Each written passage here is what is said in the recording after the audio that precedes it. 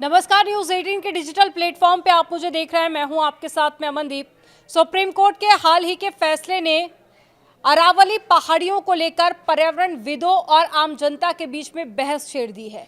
इस फैसले को 100 मीटर का फैसला कहा जा रहा है और इसमें यह साफ हो गया है कि अरावली इलाके में 100 मीटर से कम ऊंचाई वाली पहाड़ियों को अपने आप जंगल के तौर पर क्लासिफाई नहीं किया जा सकता। अब आपको बता दें कि सेफ अरावली ट्रस्ट इस तरह के नारे लग रहे हैं और विशेषज्ञों की माने तो इस फैसले पर उन्होंने गंभीर चिंता जाहिर की है।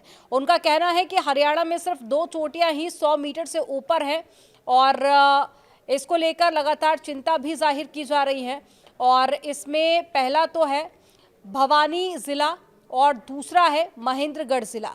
बाकी क्षेत्र अब संरक्षण से बाहर हो सकता है और एक्सपर्ट्स ने कहा कि इससे पूरे इकोसिस्टम को खतरा है। अरावली थार मरुस्थल की धूल को रोकती है और भूजल रिचार्ज करती है और जैव विविधता बनाए रखती है।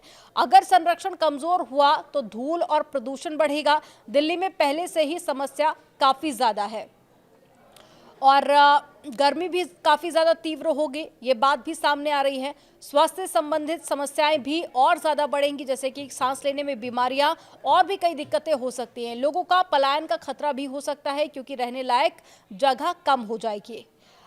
इस तरह के एक्सपर्ट्स ने बातें कही हैं और इससे सीधे तौर पर उद्योगपतियों को फायदा होने वाला है और निर्माण आसान हो जाएगा, जबकि आम जनता बेहाल हो जाएगी। आम जनता पर सीधा सीधा इसका असर देखा जा रहा है। अगर ये कमजोर हुए मरुस्थल तो थार का रेगिस्तान आगे बढ़ेगा और दुबई में धूल नहीं उड़ती क्योंकि वहां पर प्राकृतिक बैरियर मजबूत है, लेकिन दिल्ली में समस्या इसलिए है क्योंकि अरावली पर दबाव पड़ रहा है। ये एक बात और निकलकर सामने आई है।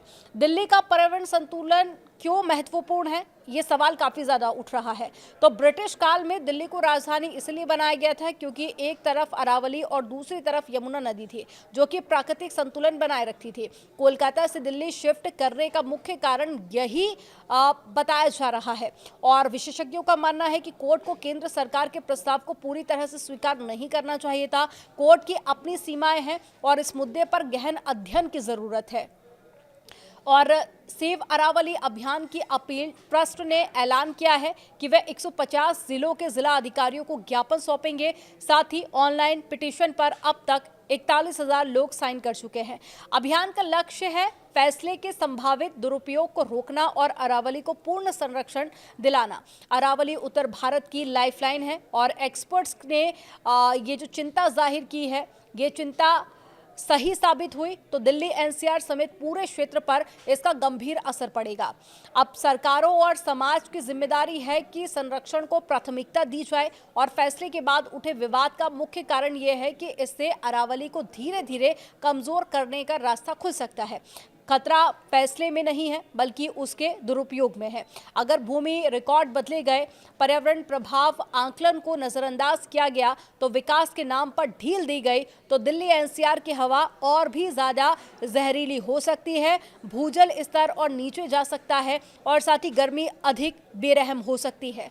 आपको बता दें कि अरावली का फैसला गुजरात से राजस्थान, हरियाणा और दिल्ली तक लगभग 800 किलोमीटर का है और हरियाणा और राजस्थान में इसका बड़ा हिस्सा राजस्व भूमि के रूप में दर्ज है और अब तक संरक्षण प्राप्त कर रहा है।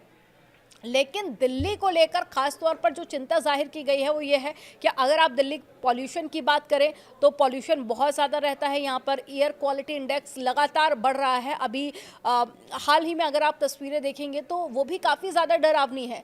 बच्चों और बूढ़ों को सांस लेने में दिक्कत होती है और कई बार तो ये हालात बन जाते हैं कि कहा जाता है कि बच्चों और बूढ़ों को अगर ज़रूरत नहीं है तो वो घर से बाहर ना निकले, घर के अंदर ही रहें।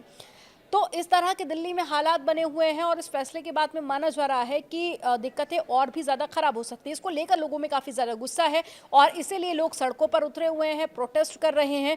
और वहीं एक्सपर्ट्स ने क्या कहा वो भी हमने आपको बताया कि किस तरह से एक्सपर्ट्स ने भी इस फैसले पर चिंता जाहिर की है। फिलहाल आपका इस पर क्या सोचना है कमेंट सेक्शन में ज़रूर बताइएगा और बाकी खबरों के लिए आप देखते रहिए न्यूज़ 18।